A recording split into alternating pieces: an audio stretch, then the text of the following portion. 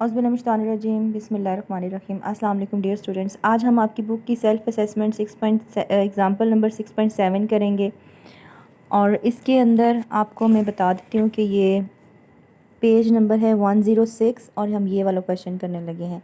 Zinc is a silvery metal which is use to galvanize steel to prevent corrosion. How many atoms are there in 1.25 moles of zinc. Okay, अब आपने कुछ बातों का ख्याल रखना है इन क्वेश्चंस के अंदर।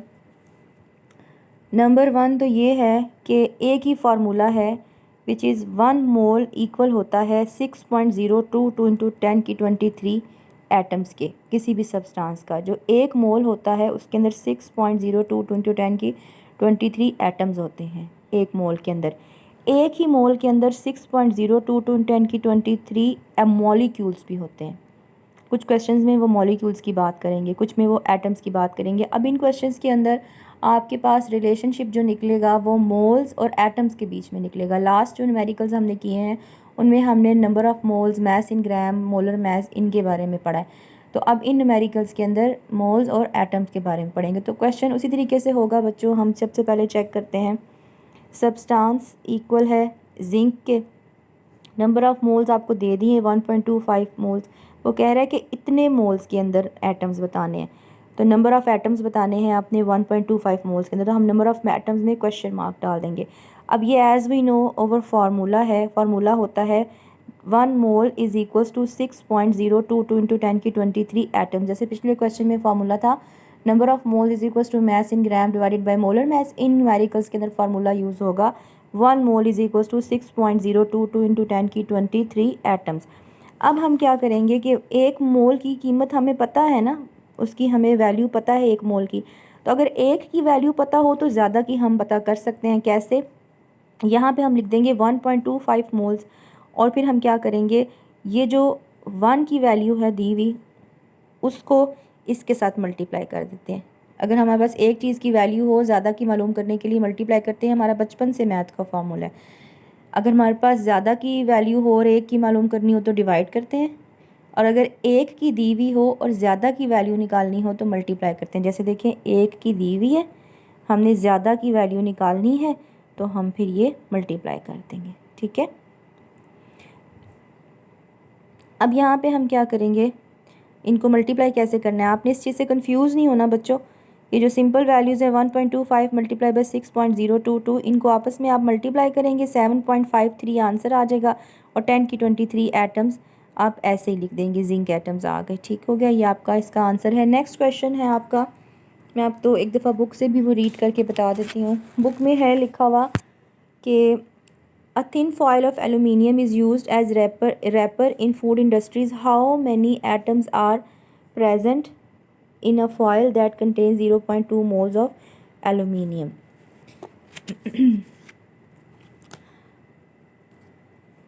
सॉरी, मैंने शायद ये इसका सॉरी ये वाला क्वेश्चन है, ये वाला क्वेश्चन आपने सॉरी ये आपने ख़ुद करना है, ये बुक में दिया हुआ है। ठीक है, मैं आपको ये वाला करवाने लगी हूँ, मीथेन वाला। Methane CH4 is the major component of natural gas. How many molecules are present in 0.5 moles of a pure sample of methane? तो ये सब्सटेंस है जी मीथेन, CH4 है। हाउ मैनी मॉलिक्यूल्स बताना है आप इन प्रेजेंट 0.5 मोल्स। तो number of moles दिए हुए हैं 0.5 और बताना है आपने मॉलिक्यूल्स। तो हम डाटा लिखेंगे, डाटा में सबसे पहले सब्सटेंस लिखेंगे, फिर number of molecules question mark, और फिर नंबर ऑफ़ मोल 0.5 और फिर फार्मूला, और इसको सॉल्व करेंगे। तो ये देखें जी, ऐसे है सब्सटेंस है आपका CH4, number of molecules question mark, number of moles आपके पास दिए हुए हैं 0.5। एज़ वी नो फार्मूला लगेगा, फार्मूले से पहले हम ये चीज़ लिख देते हैं। इसका मतलब होता है ये हमें पहले से पता है।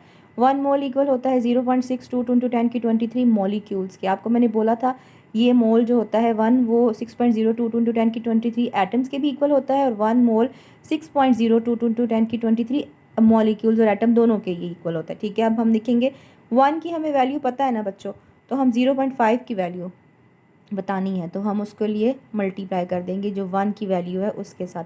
0.5 मल्टीप्लाई बाई 6.022 इंटू 10 की 23, इसको और इसको मल्टीप्लाई करेंगे और फिर यहाँ पे 3.011 इंटू 10 की 23 मॉलिक्यूल्स आ जाएगा और यहाँ पे हमारा ये वाला क्वेश्चन ख़त्म हो जाएगा। नेक्स्ट न्यूमेरिकल थोड़ा सा कॉम्प्लिकेटेड है, वो है जी आपका टाइटेनियम इज़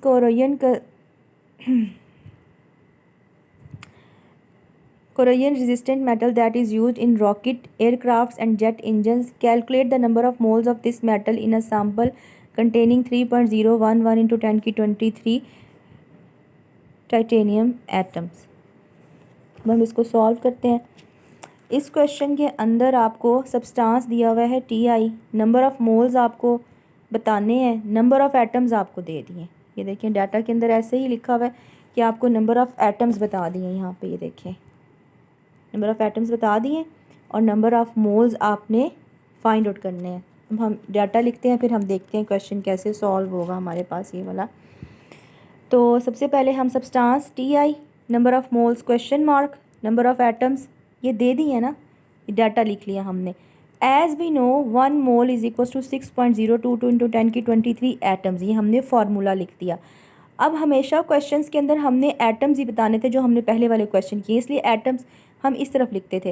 लेकिन इस क्वेश्चन में हमने मोल्स बताने हैं, तो फिर हम फार्मूला को उल्टा कर देंगे। कैसे कर देंगे? हम लिख देंगे 6.022 इंटू 10 की 23 एटम्स और ये जो 1 मोल है उसको यहाँ पे लिख लेंगे। सही हो गया। अब मसला क्या आ रहा है? मसला ये आ रहा है कि अगर एक एटम की वैल्यू पता होगी तो फिर हम इतने एटम्स की निकाल सकेंगे ना, नंबर ऑफ़ मोल्स। तो हमें तो ये तो हमारे पास एक एटम के तो मोल्स नहीं है, ये तो 6.022 इंटू 10 की 23 एटम्स के मोल है ना 1। तो हम पहले एक का निकालेंगे। तो हम 1 एटम इक्वल है 1 निकालने के लिए हमने क्या करना होता है? डिवाइड करना होता है। ठीक है, तो 1 के ऊपर इसको डिवाइड कर दिया, ये आ गया हमारे पास 1 एटम के मोल्स। अब 1 एटम के मोल आ गए हैं ना, तो ज़्यादा के आप निकाल सकते हैं। कितने एटम्स है? 3.0211 इंटू 10 की 23 एटम्स के। तो अब क्या करेंगे? जो 1 की वैल्यू है उसके साथ ये जो वैल्यू है ज़्यादा वाली, उसको हम मल्टीप्लाई कर देंगे। तो अब इस क्वेश्चन को सॉल्व कैसे करना है? 3.011 को 6.022 पे डिवाइड कर देना है आपने, और 10 की 23 और 10 की 23 तो ऐसे ही क्रॉस हो जाएगा, एक ऊपर एक नीचे। इसको डिवाइड करेंगे तो 0.5 मोल्स इसका आंसर आ जाएगा। तो मैं इस क्वेश्चन में आपको दोबारा से बता रही हूँ एक बात, कि जिस चीज़ की वैल्यू निकालनी होती है ना, वो यहाँ पे होना चाहिए। पहले क्वेश्चंस में एटम की वैल्यू निकालनी थी तो हम ऐसे ही फार्मूला लिख देते थे। इस क्वेश्चन के अंदर मोल्स बताने हैं, तो फिर हम फार्मूला को इंटरचेंज, यानी कि ये वाली वैल्यू इधर कर देंगे और 1 मोल इधर कर देंगे। फिर क्या मसला आता है? 1 की जैसे हमारे पास 1 एटम की होगी तो हम ज़्यादा एटम्स की, ये जो एटम्स दिए हैं ज़्यादा एटम्स के मोल्स निकाल सकेंगे ना। तो हमारे पास तो ये 1 एटम के मोल्स नहीं दिए हो, तो हमने 1 एटम का मोल निकालने के लिए डिवाइड करना है।